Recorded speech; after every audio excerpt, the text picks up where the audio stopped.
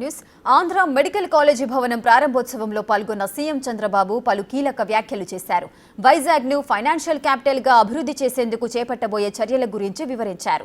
టెక్నాలజీని అందిపుచ్చుకుని WhatsApp governance ద్వారా 1000 సర్వీసులను అందిస్తున్నామని, ప్రభుత్వ శాఖల ద్వారా పనుల కోసం ఏ ఆఫీస్కు ఎవరూ వెళ్లాల్సిన అవసరం లేకుండా చర్యలు చేపట్టామని తెలియజేశారు.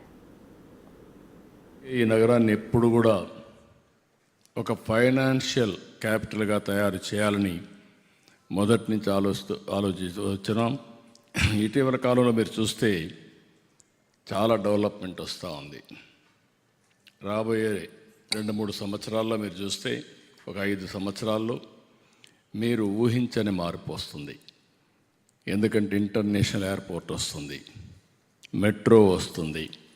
ఇక్కడనే దేశంలోనే ఎక్కువ స్టీల్ తయారు చేసే విశాఖపట్నం స్టీల్ ప్లాంట్, రెండేది ఆర్సీఆర్ మిత్తల్ స్టీల్ ప్లాంట్స్ వస్తున్నాయి.